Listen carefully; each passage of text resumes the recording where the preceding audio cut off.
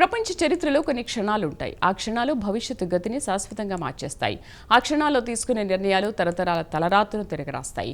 ఇప్పుడు మనం సరిగ్గా అలాంటి ఒక క్షణం అంచున నిలబడి ఉన్నాం. ఒకవైపు ఇది ఆఖరి రాత్రి, ఈ గంట ముగిసేలోపు లొంగకపోతే మీ దేశం బూడిదగా మారుతుందని గర్జిస్తున్న అగ్రరాజ్య అహంకారం.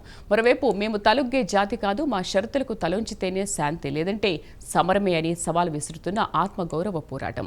ఇది కేవలం రెండు దేశాల మధ్య ఘర్షణ కాదు, ఇది ప్రపంచ ఆర్థిక వ్యవస్థ మెడపై కత్తి పెట్టి ఆడుతున్న ఒక మైండ్ గేమ్.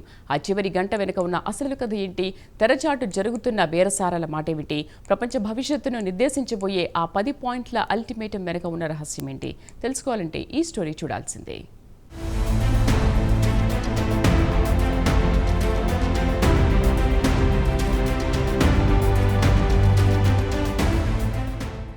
ఆరు వారాలు అగ్నిగుండంలా మారిన పశ్చిమాసియాలో ఇరాన్ అత్యున్నత నేత మరణంతో మొదలైన ఈ ప్రతీకార పర్వం వేలాది మందిని బలి తీసుకుంది, లక్షలాది మందిని నిరాశ్రయులం చేసింది. ఈ యుద్ధం కేవలం భూభాగంపై జరగడం లేదు, ప్రపంచ వాణిజ్యానికి ప్రాణనాడి అయిన హార్మూజ్ జలసంధిని ఇరాన్ దిగ్బంధించడంతో ప్రపంచ ఆర్థిక వ్యవస్థే ఊపిరాడక కొట్టుకుంటోంది. చమురు ధరలు ఆకాశాన్నంతాయి, ప్రతి దేశపు వంటగదిలో మంటలు రేగాయి. ఈ సంక్షోభాన్ని ఆపడానికి అమెరికా ఒక 15 పాయింట్ల కాల్పుల విరమణ ప్రతిపాదనను పంపింది. కానీ ఇరాన్ దానిని అహేతుకమైన, అసాధారణమైన ప్రతిపాదనగా అభివర్ణిస్తూ నిర్ద్వందంగా తిరస్కరించింది.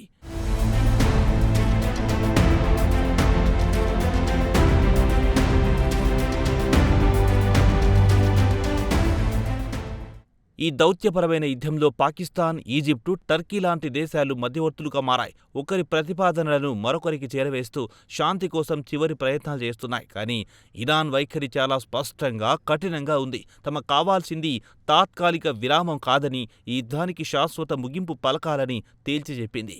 గతంలో చర్చల పేరుతో 2 సార్లు తమపై బాంబులు వేసిన అమెరికాను ఇకపై నమ్మే ప్రసక్తే లేదని, ఈసారి హామీలు రాతపూర్వకంగా తిరుగులేనివిగా ఉండాలని స్పష్టం చేసింది. ఈ అపనమ్మకమే ప్రస్తుత చర్చలను మరింత సంక్లిష్టంగా మార్చింది. ఇంతకీ ఇరాన్ పెట్టిన ఆ 10 షరతులేంటి?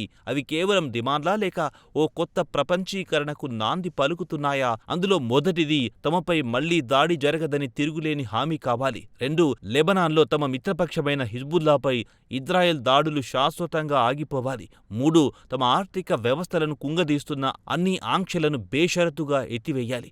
4, తమ మిత్రపక్షాలపై ఈ ప్రాంతంలో జరుగుతున్న అన్ని దాడులను నిలిపివేయాలి.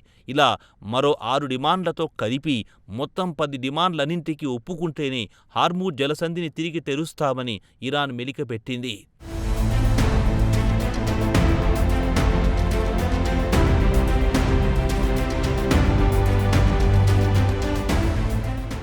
ఇక్కడే ఇరాన్ అసలైన మాస్టర్ ప్లాన్ వేసింది. ఇది కేవలం దౌత్యపరమైన ఎత్తుగడ కాదు, ఒక ఆర్థికపరమైన యుద్ధ వ్యూహం. జలసంధిని తెరిచినందుకు దాని గుండా వెళ్లే ప్రతి నౌక నుండి $2 మిలియన్ల ఫీజు వసూలు చేస్తామని ప్రకటించింది.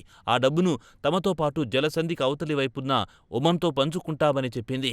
యుద్ధ నష్టపరిహారం కింద అమెరికాను నేరుగా డబ్బు అడగకుండా ఈ ఫీజుల ద్వారానే తమ దేశపు పునర్నిర్మాణానికి నిధులు సమకూర్చుకోవాలని ఒక తెలివైన వ్యూహం పన్నింది. ఇది అమెరికా అహాన్ని దెబ్బతీస్తూ తమ కాళ్లపై తాము నిలబడతామని చెప్పే ఒక ఆర్థిక దాడిగా కనిపిస్తోంది. కానీ ఈ డిమాండ్లకు అమెరికా అధ్యక్షుడు ఒప్పుకుంటారా? పదే పదే డెడ్లైన్లు పొడిగిస్తూ వచ్చిన ఆయన ఈసారి మాత్రం ఇదే ఫైనల్ అని హెచ్చరించారు. ఒకే రాత్రిలో దేశాన్ని నాశనం చేయగలమని, ఆ రాత్రి రేపే కావచ్చని చేసిన వ్యాఖ్యలు పరిస్థితి తీవ్రతను తెలియజేస్తున్నాయి. భారత కాలమానం ప్రకారం ఏప్రిల్ 8 ఉదయం 5:30 ఆ డెడ్లైన్ ముగియనుంది. ఈలోపు ఒప్పందం కుదరకపోతే ఇరాన్లోని పవర్ ప్లాంటు, బ్రిడ్జిలపై దాడులు తప్పవని అల్టిమేటం జారీ చేశారు. ఇది కేవలం బెదిరింపా, లేక నిజంగానే ఓ పెను విధ్వంసానికి నాంది పలుకుతున్నారా అనేది కొన్ని గంటల్లో తేలనుంది.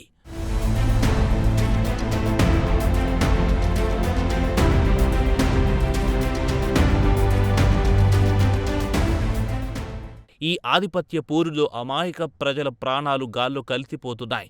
ఇప్పటికే ఇరాన్లో దాదాపు 2,000 మంది, లెబనాన్లో 1,400 మందికి పైగా మరణించారు. లక్షలాది మంది నిరాశ్రయులయ్యారు. ఈ మరణ మృదంగం ఆగాలంటే ఎవరో ఒకరు తగ్గాలి. కానీ ఇద్దరు అగ్రనేతల అహంకారానికి మధ్య శాంతి అనే పదం నలిగిపోతోంది. ఈ యుద్ధం ఇప్పుడు కేవలం భూభాగం కోసం కాదు, ఆధిపత్యం కోసం, ఆత్మగౌరవం కోసం జరుగుతున్న భీకర పోరాటంగా మారింది. ఒకరిని ఒకరు దెబ్బతీసుకోవాలనే కసితో మానవత్వాన్ని కూడా మరిచిపోతున్నారు. సమయం దగ్గర పడుతోంది. ప్రపంచం ఒక పెను విస్ఫోటనం అంచున నిలబడి ఉంది. ఇరాన్ షరతులకు అమెరికా తలొగ్గుతుందా, లేక ట్రంప్ హెచ్చరికలు నిజమై పశ్చిమాసియా అగ్నిగుండంగా పూర్తిగా దగ్ధమవుతుందా? ఈ చివరి గంట డ్రామా శాంతితో ముగుస్తుందా, లేక సర్వనాశనంతోనా? ఈ రాత్రి గడిస్తే కాని రేపటి సూర్యోదయం ఎలా ఉంటుందో చెప్పలేని ఉత్కంఠభరిత క్షణాలివి.